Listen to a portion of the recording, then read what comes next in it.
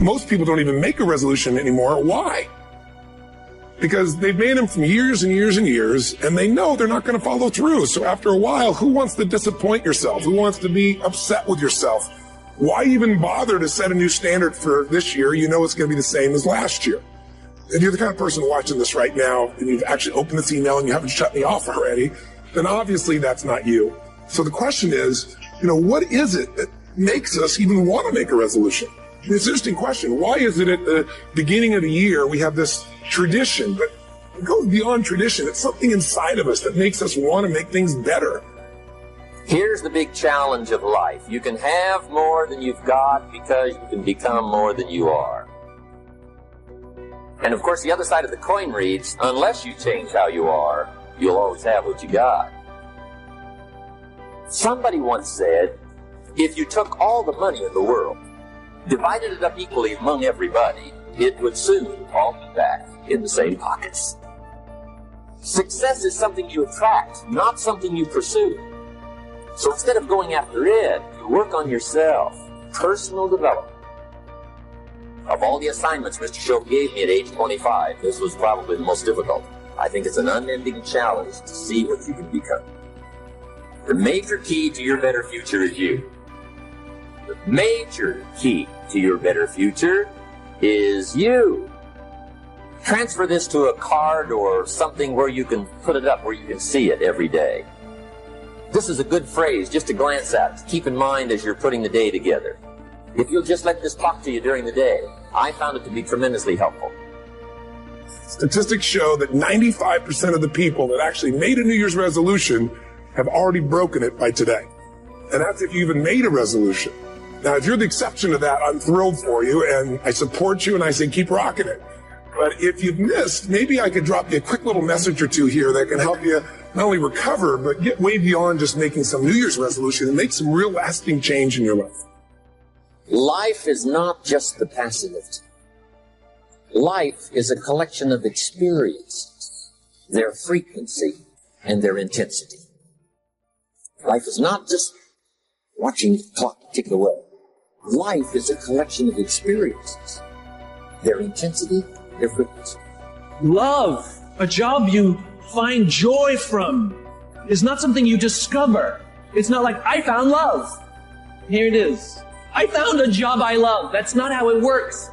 Both of those things require hard work. You are in love because you work very hard every single day of your life to stay in love.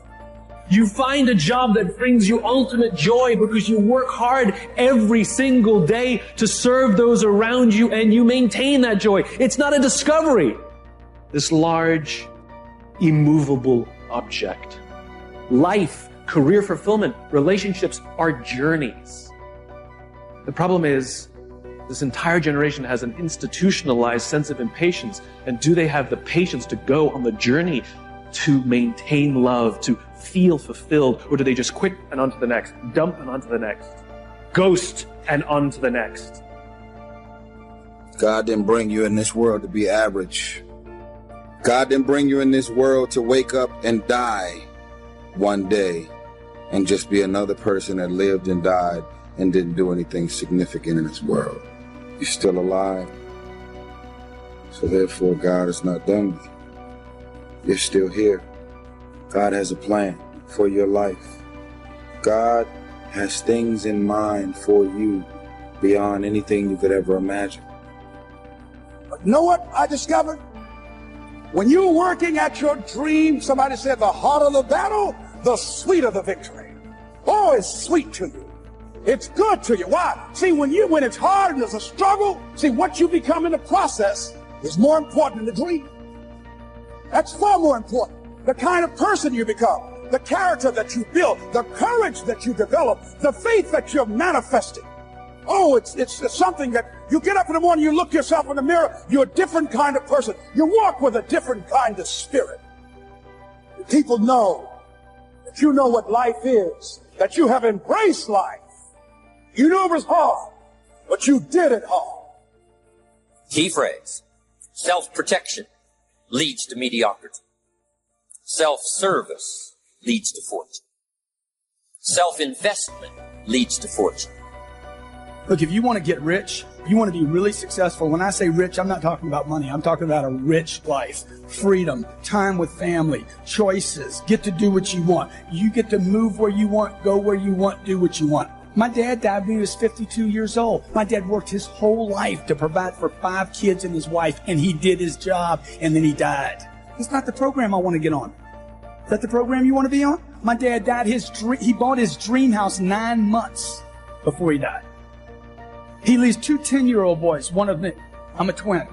2 10-year-old boys, never got to enjoy us. I never got to enjoy him. Why? Because he worked so hard with no concept of freedom. He had a good job, he made some money, but he is basically imprisoned in his thinking that work is hard.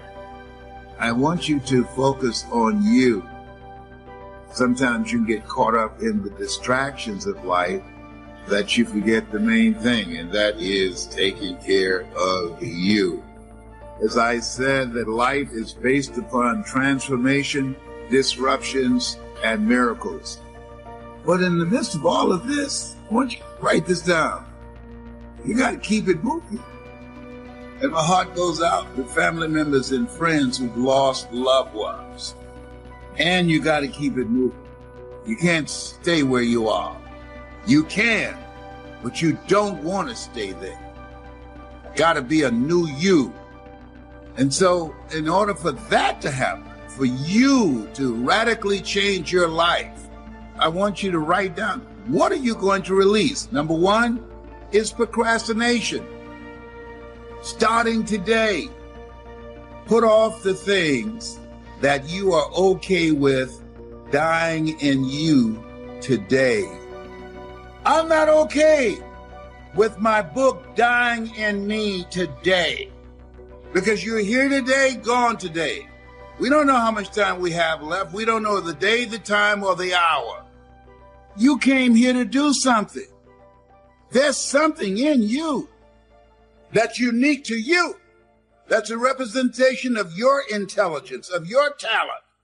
And if you died today with those in you, would you be okay with that? No. I want you to write down the things that you would not be okay if those things died in you. Once you write them down, put down an action step. What are you going to start today? I dare you to decide to be on top of your life, to live intentionally, to put off that gift that's in you that God put in you. Just start. A journey on 1,000 miles begins with a single step. I want you to write one thing that if you died today, you would get on the other side and slap yourself. One thing, just find one thing. Release procrastination around that one thing. Those are 2 different kinds of motivation. Push requires willpower, and willpower never lasts. What will last is pull. Having something so exciting, so attractive, something you desire so much that you have a hard time going to sleep at night and you get so up early in the morning to rock it and take it to the next level. That's what you're looking to create. And that isn't easy to get. But one of the reasons we do seminars and events, we say, why do that? Why not just read a book or something? Is because when you get in an environment where you're with people that are being put in a peak state, like when you're going to a sporting event, if you watch a sporting event at home, it might have a certain level of excitement. But when you're in a stadium with 50,000 people, suddenly it has a whole different level of intensity when we feel that. And the bottom line of our follow-through comes down to our emotional intensity. In a different state of mind, you're going to come up with a much better and a more exciting vision than if you're sitting on the couch going, okay, what are my new resolutions for this year? And you're doing it the morning after the new year has started, and you're a little inebriated, and the football game's on in the background. Probably not going to have the power of focus there. Probably not going to have the power of the energy to create something that's going to pull you for this year. And you got to do that. So it's got to be a vision that's compelling. Something that it's going to be a gift to make sure that it happens. And also, along with that compelling vision, you got to have strong enough reasons that you're going to follow through when the going gets tough. That's one of the biggest things missing for most people. They say, this is what I want to do. It's not very exciting. It's not very compelling. But most importantly, they don't have strong enough reasons to push themselves through what's going to be necessary to get that dream, to get that goal. when the inevitable challenges come up, when you're starving, hungry, and you're trying to go on a diet, right? When you got no time and you're stressed out and you haven't worked out still, and that's what you're supposed to do. When the economy gets tight and what you thought you're going to do doesn't work, and so you give up on the goal instead of finding another way to get there. You don't let the fear take you over if you've got strong enough reasons. Those reasons can be positive, or those reasons can also be negative. They can be, if I don't do this, this is going to cost me. And if I do this, this is what I'm going to gain in my life. Reasons come first, answers come second. If you get a compelling vision and you got strong enough reasons that will push you through the tough times, you're going to do things other people don't do. Instead of collapsing, even if you get off target, you won't go, oh, I blew it. You'll get right back on target, make the change, make things happen. And I know you've done this in many areas of your life. Just think about it again. I'm not teaching you something really new here today. I just want to remind you of what your soul knows. You got to change, you got to improve, and you got to go through a simple process fundamentally to make that progress. First step, vision that's compelling. Second step, make sure that there's strong enough reasons to follow through. Third step, you got to review it and feel it every day. I mean, anything. Have you ever had this happen in your life? Has there been anything in your life that you've ever wanted so badly? You were so desirous of it. You had such a hunger for it that you couldn't stop thinking about it. Could have been a career move. Could have been when you were a kid, a car. It could have been a relationship. It could have been anything, but you were obsessed. You wanted to make this happen. You wanted to attract this to your life. You just wanted something. And you didn't even know how to get it. But it was so compelling to you. You kept thinking about it every day, envisioning it, imagining it, feeling it. And then stuff happened. And suddenly you started to attract people or situations to your life, and it just came together. Like, you didn't even have a total plan. It was just that it was so a part of your focus with so much intensity and emotion so often that it sensitized you to notice anything that could get you there. Getting things is not going to make you happy. That's good news in a tough economy. It's a good reminder. It doesn't matter what you get. It doesn't matter whether it be money or opportunity. All those things might excite you for the moment. Even a relationship, as magnificent it may be, might be exciting for a while. But if you don't keep growing, that relationship isn't going to stay exciting. So the secret to real happiness is progress. Progress equals happiness. And if we can make progress on a regular basis, we feel alive. And that's why at the beginning of the year, we get this thing like, okay, I can have this fresh start. I could really do what my soul desires. I could expand. I could grow. I could improve. I could change. Or maybe better than change, I could progress. See, think about that. Progress is an aliveness to it, doesn't it? You don't have to work at changing. People say all the time now, well, I'm working on changing. Don't worry about it. You don't have to work on changing. Change is automatic. Your body's going to change whether you want it or not as the years go by. And no matter how hard you work, there's going to be some changes going on there. The economy is going to change no matter what you want it to do. The weather is going to change. Relationships are going to change. Everything in life is always changing. We don't have to work on change. Change is automatic, but progress is not. So if you want to make real progress, then you really got to look at your life in a different way. You got to say, I got to take control of this process and not just hope it's going to work out like people do who make a resolution. Because really, isn't that what they're really doing at the beginning of the year? They're saying, well, here's my resolutions for the year, and they really basically tell you their wishes. It's their wish list. It's what they hope it all comes together. And then they call it a resolution, but they don't know what a resolution is. Learning to work primarily on yourself. How do you develop an above average income? And the answer is, become an above average person. Some people want to be successful. They don't even work on their handshake. They let it slide. They don't understand. Develop an above average excitement. Develop an above average intensity to win. See, that'll change everything. If you want to be wealthy and happy the rest of your life, just learn this lesson well. Learn to work harder on yourself than you do on your job. For things to change for you, you've got to change. Otherwise, it isn't going to change. Everybody wants to be successful and everybody wants to be happy. But I'm going to tell you what you're going to have to do. You got to change your mindset. If you want to be successful, you got to change your mind, and you're going to have some faith. And what that means is you have to give up all blaming, all looking out at the world and saying, well, if the world were different, then I would be better off. So basically, we are responsible to change our behavior until we get the outcomes we want. When you resolve something, to have a resolution is to resolve it. When you resolve, this is how it's going to be. That's when you cut off any possibility except the thing you've committed to. It's like the old adage, if you want to take the island, you burn the boats. Because when you burn those boats, there's no going back. You're going to find a way to make things work. And most people, they're stating what they hope will come together. And if it doesn't happen, then they're disappointed, but they're not too disappointed because they're not too vested.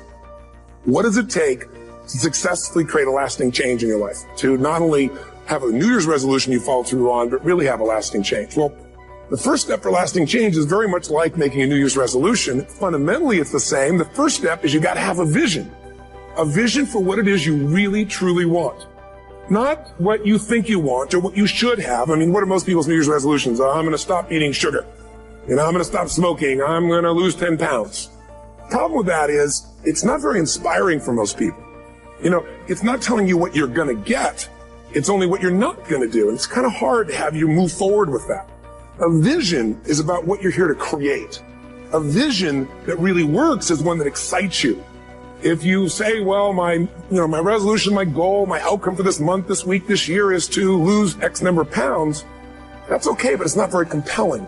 It has to be a compelling vision. It's got to have something that has the power to pull you, not something you have to push yourself to do.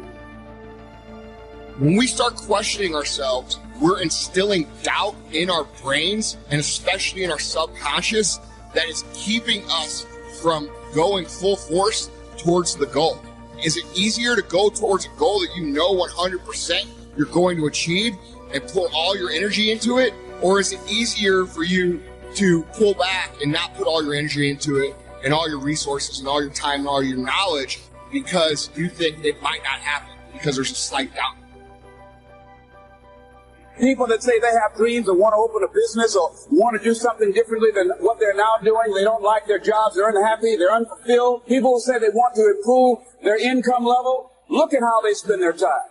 Commitment shows up in your life in what you do. There's no easy way around it. No matter how talented you are, your talent is going to fail you if you're not skilled. If you don't study, if you don't work really hard and dedicate yourself to being better every single day.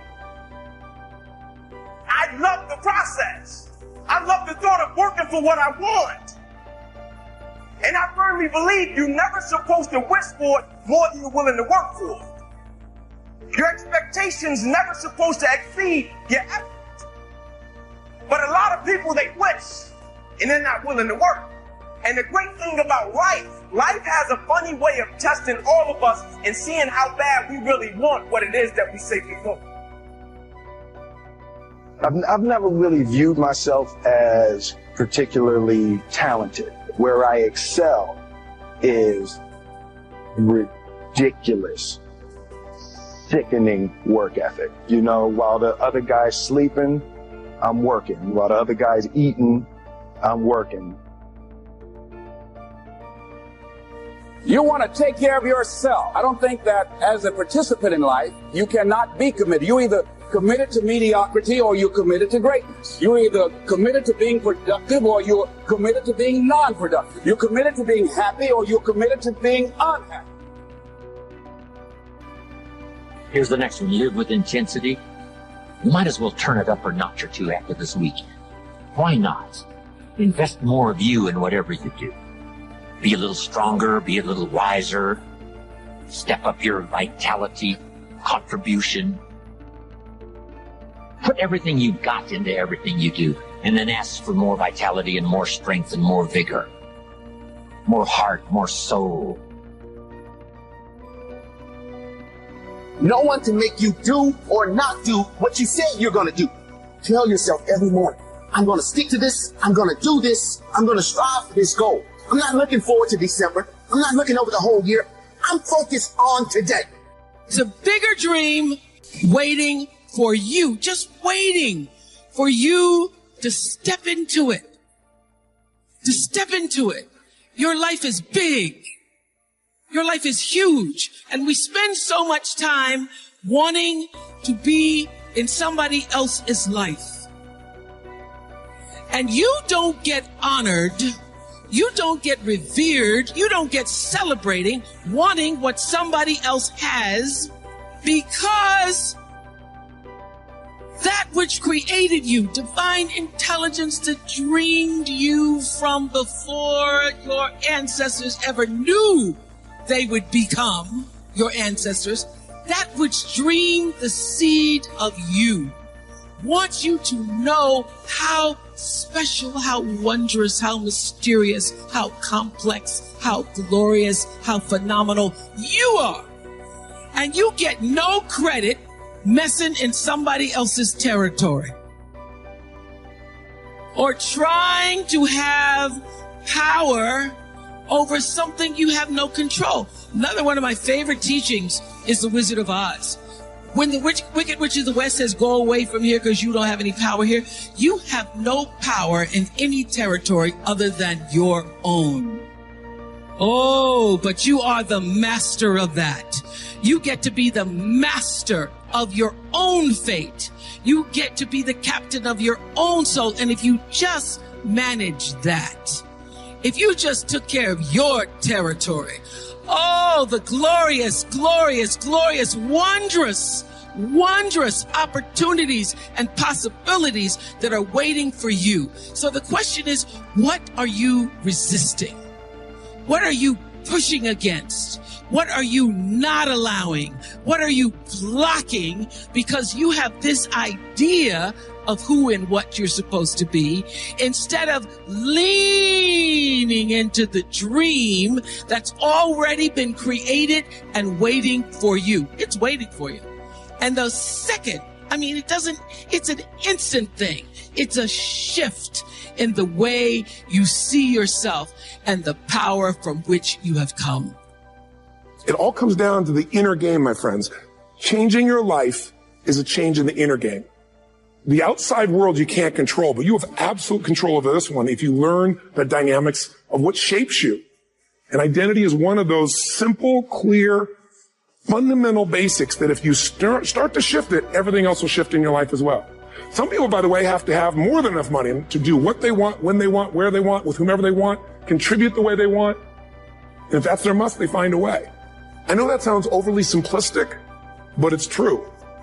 Somebody once said you could take all the money in the world out of the hands of everybody, out of all the wealthy people in the world who are really successful, give it to other people. It wouldn't take too long. Those people would have it back in their hands. It's not because they're manipulative. It's because they have a standard. Some are manipulative, don't get me wrong, but they got a standard of what they're going to find a way to make happen. I'm just simply saying to you, take those 3 magic words and live them. Raise your standard. And if you really want to do it, then I'll tell you the most important secret. Have you ever done this? Have you ever told yourself you're raising your standard? Okay, I'm going to go make this happen. I'm going to go make this much money. I'm going to transform my kids. I'm going to create the ultimate relationship in my life. I'm going to transform my body, whatever it is. And then you don't have strong enough reasons and you don't use it. You don't follow through. It's because you didn't back up your standards with what makes those standards real. And that's rituals. Rituals are where the power is. Whenever we do our Robbins results coaching, we say Robbins equals results, the way we get results with people, it's the same way if you listen to my Ultimate Edge program, or back in the old days, Personal Power, or if you went to one of my seminars. You know what I do is I take these huge challenges you got and we break them down into little bite-sized steps. Little things you do each day that after you do them, you get so much momentum that it's easy to succeed. You're not overwhelmed. You have these victory day after day after day on little things. If you went to Ultimate Edge, I'm sure you learned about the hour of power, or the 15 minutes to be able to be fulfilled, or 30 minutes to thrive, where you literally just condition your body and emotion with a couple little rituals. So it doesn't matter what's going on in your world. You feel that strength, and it's not fake. It's not some pump up. It's coming from inside you, and it works. Rituals define us. See, all the results in your life are coming from your rituals. They start with a standard and then have rituals that follow it up. Like, for example, if you are where you want to be physically, you have very different rituals than if you're not where you want to be physically. If you're overweight, you and I both know you got a different ritual than if you're physically fit. Completely different.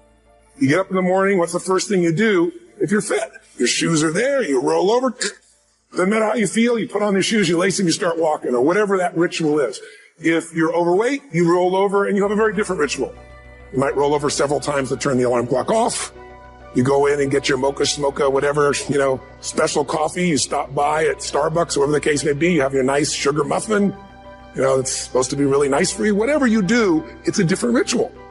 If you have a great, passionate relationship, you have very different rituals in how you come home than if you have a lousy relationship. You come home and the first thing you do is you're tweeting somebody or you're emailing or flipping on the news or you don't even come. And what are the rituals? Whenever I study people that are successful, what I look for is what's the standard they hold themselves to? And then what are all those little rituals that add up? Because think about it. Success and failure are not giant events. They don't just show up.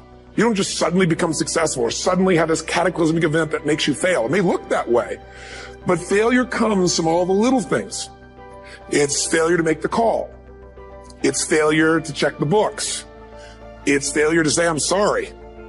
It's failure to push yourself to do things physically that you don't want to do. And all those little failures day after day come together until one day some cataclysmic event happens and you blame that. That event happened because you missed all the little stuff. Do you agree with me? And success, by the way, is not some overnight event. It's all these little things. Success is having a vision. Success is making it compelling. Success is really seeing it, feeling it every day with strong enough reasons. Success is feeling the sense that I'm here to grow and I'm here to give something to the world more than just myself. Success is caring about other people. Success is calling and saying, I love you in the middle of the day for no damn reason.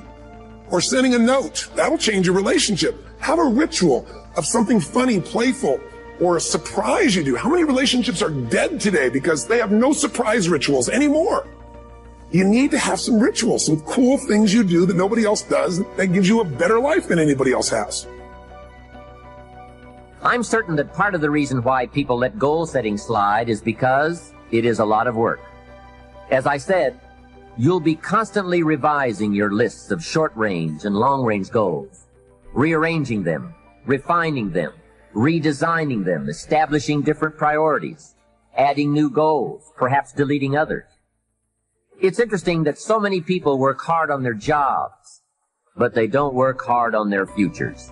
They let that slide. Some people live such mediocre lives that at the end of the day, they don't know whether they're winning or losing. They just go through life with their fingers crossed. I know most people don't make definite plans, but don't let that be you. The guy says, well, you work where I work, but the time you get home, it's late. You've got to have a bite to eat, watch a little TV, and get to bed. You can't sit up half of the night and plan. And this is the guy who's behind on his car note. He's a good worker, hard worker, sincere. But I've discovered that you can be sincere and work hard all your life and wind up broke and embarrassed. You've got to be better than a good worker. You've got to be a good planner, a good goal setter. You've heard the old saying, the people who fail to plan are planning to fail. It's true. So work on your plans. Put yourself in the top few percent who put this power to work for themselves. Writing your goals down also shows you are serious. And to do better, you must get serious. The first key to discipline is awareness of the need for and the value of discipline. And especially the discipline to make the changes. What will it take? What must I do? And what must I become to get all I want from my life? The second key is the willingness. More than that, the eagerness to maintain your new discipline deliberately, wisely. I'm not competing with somebody else. I'm competing with what I'm capable of. Magic formula. Because most of us lower our standards. Why? Because who you spend time with, my friends, is who you become. One of the biggest reasons I started going to seminars when I was like 17 is I had nobody around me as a great role model. I could read about somebody, but being around people, being in that environment was very different. Finding a way to go to work with someone who lived that standard of life was very different. You get around people with low standards and you compete with it. You don't need to compete with it. It's like, okay. I mean, remember Jerry Springer? I don't know if he's still in the air, but I remember he used to get people on the show and I thought, where would he find these people? And why would people watch? I'll tell you why they watch. They watch these people and go, my life's still pretty darn good compared to that person. Look at them. You don't have to change your life. All you have to do is find somebody with a lower standard and you'll feel good about yourself. But if you feel that good feeling, it's an illusion. The only thing that's going to make you happy, my friend, in this year or any other, is to step up. It's to raise the standard. It's to discover what you're capable of and feel that incredible power of pushing through whatever's holding you back and get to the other side of more of your true self. That's what this game's all about. And look at the best of the world in anything. Tiger Woods, what's his vision? To win golf tournaments? No, to be the best that ever lived. That's his goal. That's his vision. But here's what's interesting. He backs it up with rituals. If you just have a vision and you don't have the rituals, stop lying to yourself. His rituals are, he started doing things nobody did before. He went and started lifting weights. Golfers lifting weights? No way. He went out and he changed his swing when he was the best in the world because he realized in order to be the best that ever lived, he's going to have to change his swing. If you know anything about golf, you don't change your swing when you're the best. And he went and retrained himself because he has different rituals than other golfers. Now many people are modeling his rituals to get better. Amazing. You know, you look at somebody like Michael Phelps, the 2008 swimmer, won 7, only 2 people, I think, in history, if I remember correctly, that have gotten 7 gold medals in one session. And here's a guy, he's got number 6 under his belt, and he's exhausted, and he's going in for that final swim. I'm sure you remember. And how does the guy win? By 1/100th of a second. Do you think that was some massive skill that got him over the top? Or was it a standard that says, this is who I am? I am the champion. And no one has taken this from me. And somehow in those final milliseconds, 100th of a second, he pushed himself just beyond his competitor. You know about Michael Phelps? What allowed him to be able to push beyond that moment is his rituals. Go study the guy. Most people who swim have these unbelievable workouts. He does 2 and 3 of those workout sessions a day. All the other swimmers in the beginning thought he was insane. You're going to overtrain. You can't do that. It's not physically possible. But he had a standard and the rituals to back it up. So here's my final message to you because I've gotten carried away. I thought I was going to send you like a 5-minute message. But you can see there's no script here. It's just me going a little crazy with you. But I want to really see you get what you want this year. Don't let this year be like last. And if last year was great, still don't let it be that way. Raise the standard. If your life is perfect and extraordinary, you darn well know you're not going to be happy unless you keep making it better. That's what makes us feel alive. It's not what we get that make us happy. It's who we become and what we're able to give because we become more. That sense of contribution is what creates the deepest meaning. So here's my assignment for you if you want one. If you want to go from conversation to some action, here's a simple thing to do. What's an area of your life right now that you really want to improve? What's an area that's important to improve? If your body's great, how about your career? If career's great, how about your relationships? Intimate one especially, or your kids. Or your relationship with your creator, your spiritual side of your life. Or is it your finances?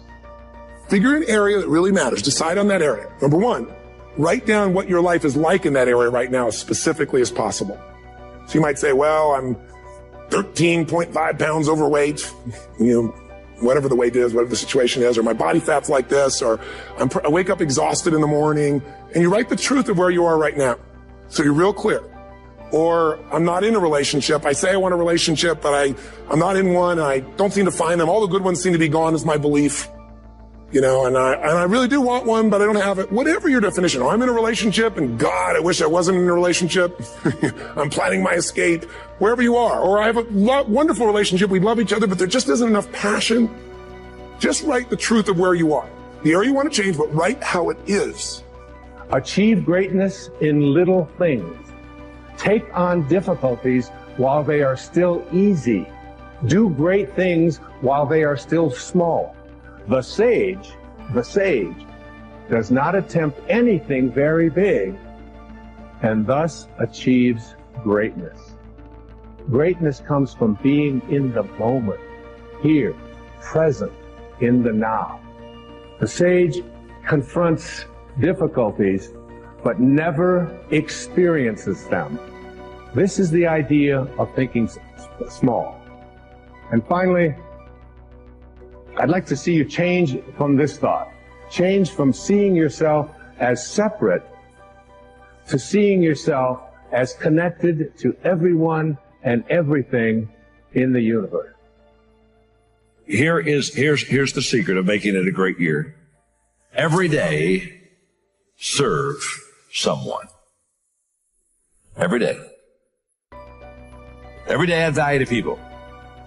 Every day serve one. Every day live the intentional life of of doing for others, sometimes what they cannot do for themselves. And if you will put people first and add value to them and serve them, it becomes absolutely amazing what you and I are going to have and achieve, how we're going to help people, and in return, how it comes back to us. Benjamin Franklin said this: "No one is useless in this world who lightens the burden of someone else." If you're helping someone else lift a load in your life, you become a very useful person. Mahatma Gandhi said that the best way to find yourself is to lose yourself in the service of others. But perhaps on this kind of a theme, my favorite quote is from Albert Schweitzer, who said, "I don't know what your destiny will be, but one thing I do know. The only ones among you who will be really happy are those who have sought and found how to serve." Well, he's right on. The happiest people are not always the most successful people, but they're the ones who serve the best. I've met a lot of unhappy, successful people, haven't you? But I've never met an unhappy person that gave their life of serving and giving and adding value to other people. Martin Luther King Jr. said, everybody can be great because everybody can serve.